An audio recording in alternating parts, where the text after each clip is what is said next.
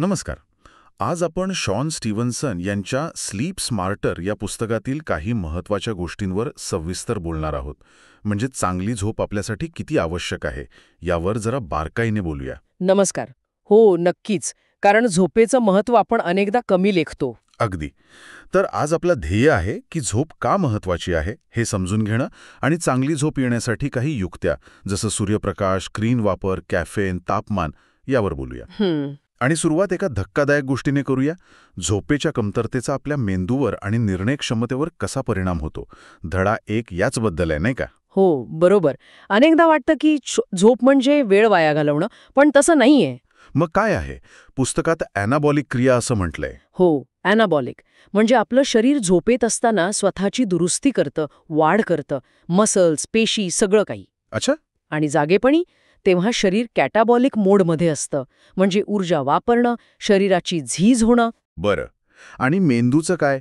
तुम्ही म्हणालात निर्णय क्षमतेवर परिणाम होतो. हो, तर झोप कमी झाली की मेंदूला, विशेषतः प्रीफ्रंटल कॉर्टेक्सला ग्लुकोज कमी मिळतं. म्हणजे विचार करायला, निर्णय घ्यायला त्रास होतो. अगदी.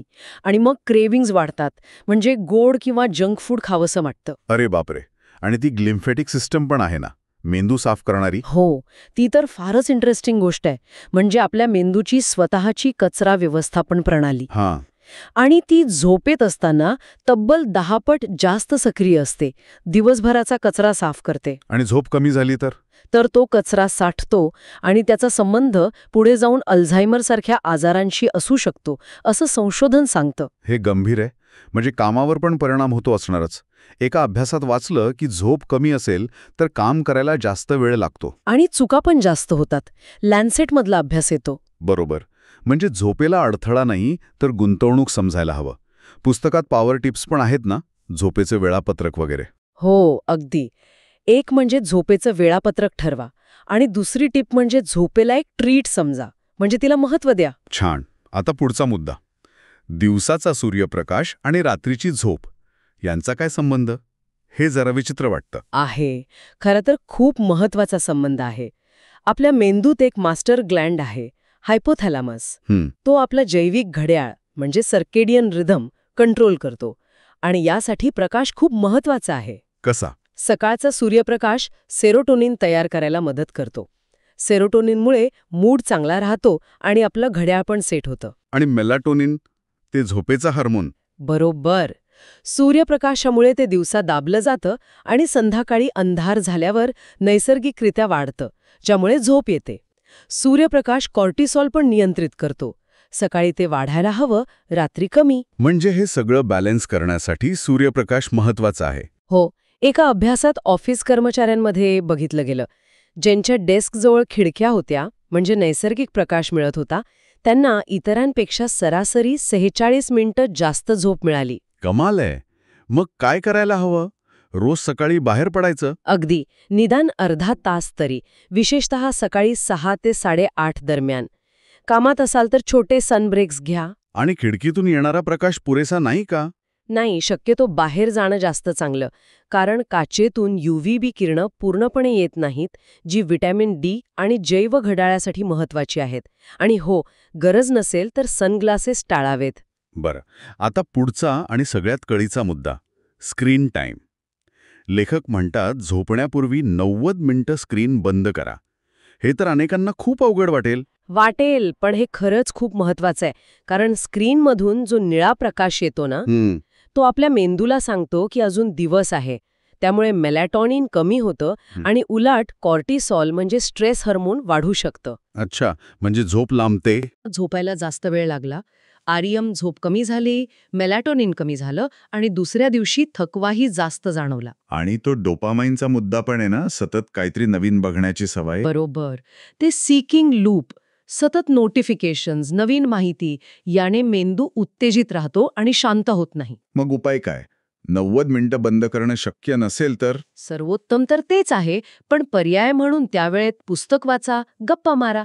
नोटिफिकेशन्स बंद करणं खूप गरजेचं आहे. आणि ते ब्ल्यू लाईट फिल्टर्स किंवा चष्मे? हो, ते पण वापरू शकता.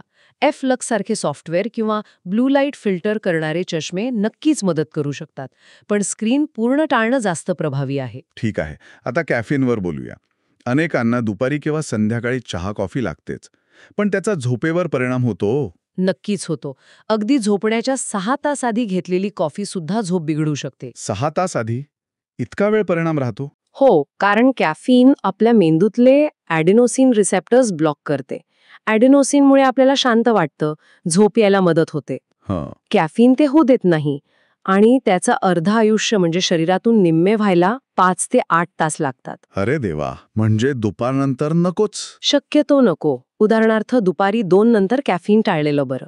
ते ॲड्रिनालिन आणि कॉर्टिसॉल पण वाढवतं. मग सकाळी चालेल? हो, सकाळी ठीक आहे. पण उठल्या उठल्या घेण्याऐवजी थोडं थांबून घ्या. आपल्या नैसर्गिक कॉर्टिसॉल रिदमला सपोर्ट मिळेल. आणि ती सायकलिंगची टिप काय आहे? अच्छा, ती म्हणजे कॅफीन रोज घेण्याऐवजी सायकलमध्ये वापरा. म्हणजे 2 दिवस घेतलं, 3 दिवस नाही. याने टॉलरन्स वाढत नाही. इंटरेस्टिंग. शेवटचा मुद्दा, तापमान. झोपताना खोली थंड हवी म्हणतात. हो, कारण आपल्याला झोप येण्यासाठी शरीराचं तापमान थोडं कमी व्हावं लागतं. याला थर्मोरेग्युलेशन म्हणतात. किती तापमान योग्य असतं साधारण? अंदाजे 15 ते 20 डिग्री सेल्सिअस म्हणजे 60-68 फॅरनहाइट. इतकं थंड? हो. एका अभ्यासात इन्सोम्निया म्हणजे निद्रानाशाच्या रुग्णांना डोक्याला कूलिंग कॅप्स घातल्यावर चांगली झोप लागल्याचं दिसलं. जास्त स्ट्रेसमुळे पण बॉडी टेम्परेचर वाढतं आणि झोप लागत नाही. मग खोली थंड ठेवण्यासाठी काय करता येईल?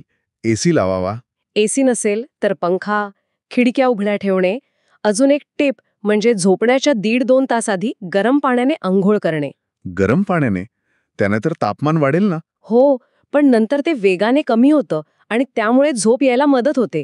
कूलिंग मॅट्रेस पॅड पण मिळतात. आणि पाय थंड पडत असतील तर? तर मोजे घालायला हरकत नाही. शरीराचं कोर टेम्परेचर कमी होणं महत्वाचं आहे. वाह, म्हणजे बऱ्याच गोष्टी आहेत ज्या आपण करू शकतो. नक्कीच.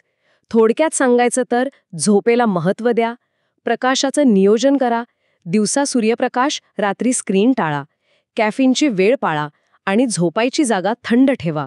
या सगळ्या गोष्टी एकमेकांशी जोडलेल्या आहेत. अगदी.